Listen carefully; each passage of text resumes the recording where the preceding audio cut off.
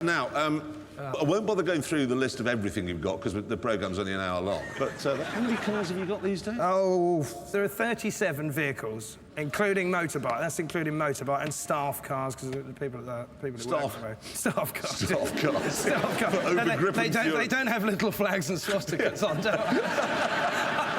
or sort of, you know, two wheels at the front and a half track at the back. The back, yes. But since you were last here, what have been the main changes? Well, what's in... Well, the main stuff is that I've got into Porsches for some unknown reason. I bought, not so long ago, well, about 3 or 4 years, I bought an RS Touring, which is the factory sunroof, rear seat, 911, you know, Carrera down the side, wider arches, 2.7 engine.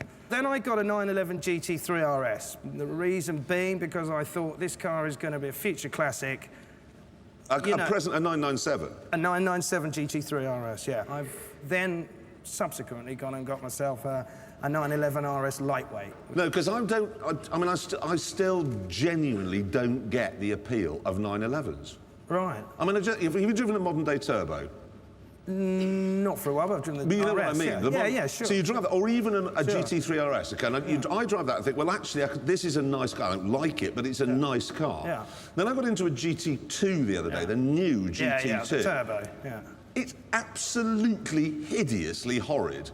No. And all the What don't you like about it? Well, it's because it does everything you expect a 911 to do. You get that bounce. You know what I mean by that front-end bounce? Yeah. And that understeer. And if you do anything about the understeer, they switch immediately to death-dealing oversteer. Could it be that you're not driving it properly? Turn the steering. I turn the steering wheel. I mean, that lightweight you've got, that RS. Air-cooled stuff, yeah. Yeah, the air-cooled one is one day going to kill you. It's sitting in your garage now, plotting how it's going to do it. Has anyone here got a 911? See, they've all been killed. They were on their way, and they're all now in a tree like that. Honestly, I just don't get them. Brilliant. There are a number of other things. Yeah. He's got a Mercedes Grosser. Mine was owned by Coco Chanel. It was actually owned by Coco Chanel. Your one was. Mine was owned by the Egyptian ambassador. Yeah. That's when I get in it, I just cover myself in number 5. Yeah. Then you've got a CSL BMW now. Tell us about the GQ Awards. Oh, yes. Well, yeah, it's another thing we've got in common. We've both won awards from You got Worst Dressed Man, I got Star Man of the Year. Mind you, that one. Look, dear, I like them. What? Get off. So that people at the back... There's nothing wrong with them. Style of the Year.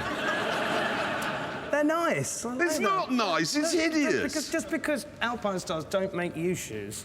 No, because I go to a shoe shop and say, have you got a pair of shoes? Have you got a pair of shoes for a hippo? Right, now listen, we've talked about cars long enough, which is great talking to you. Which is great. We genuinely share the same... passions. We like the same motors. We do like the same. It is, and we do have the same sort of cars. Yeah. Right, the lab. Yeah. Now, obviously, when you came last time, old Stig. So what's new Stig like? Now he's regenerating. Well, I've been out with a new Stig who is sort of in the master class, isn't he? I've just been out in that C63. He is an extremely extraordinarily good Well, he's driver. quicker than Lewis Hamilton and Nigel Mansell and Mark Webber. Yeah. And the funny thing is, when you're talking to him, you know, we got outside, just had a bit of dinner. And chatting away, I said, what are you going to have? You're going to have the ribs and the coleslaw? And you suddenly find you're talking to this guy with this screen, you know. and then what happens, he lifts it up for a bit of air, and then you start doing that. trying to look underneath who it is, and then he goes and shuts it again. No, he's just filtering out the carbon dioxide. He runs on pure nitrogen. Anyway, he coached you. He did. You had your 9 laps, and obviously, and there's no point this week saying, where do you think you've come? He did. Because you want to be here, don't you? Yeah, what can I say? But yes! More than the next Grammy? Yes! Do you know, people stop me in the street and go, when you're back on Top Gear, when you're going to beat Simon Cowell? You know, don't give a about the music. But let's get on with it then. No, Simon Cowell is... This is... That's what Simon Cowell's doing at home now. No! Who wants to see his lap? All right, nice start. This is the one. I must beat Mr. Codpiece. Okie doke, let's have a look at that corner. You see, no, Oh, not you're scrubbing. scrubbing a bit, but not. Why are we angry? Because it's a gutless piece of American that's why. And I hate it. Come on, let's start shaving little tiny little bits of Gordon Ramsay Parmesan cheese off this. There's Gordon Ramsay's third, Go on, of course. turn in, you pillock. No, you're in, just... Come on. I'd have done that tighter around there, personally. Come on. You really are a gutless bit of Yankee honestly. You're cutting that corner, we allow that because it's slipperier there. There's a man determined. Go on, get in there. That is about as good as I've ever seen anyone do the second to last corner. Come on!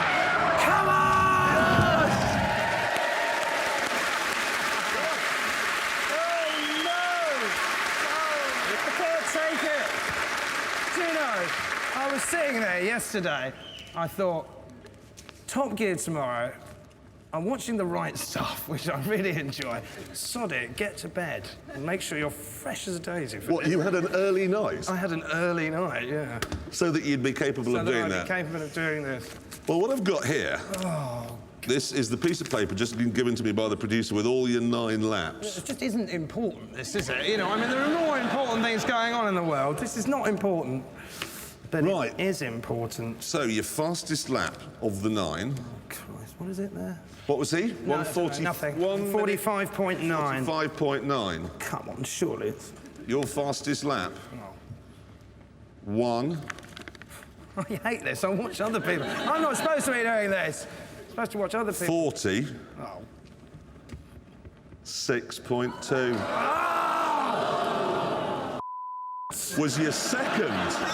Was your second fastest lap? You don't know your beat.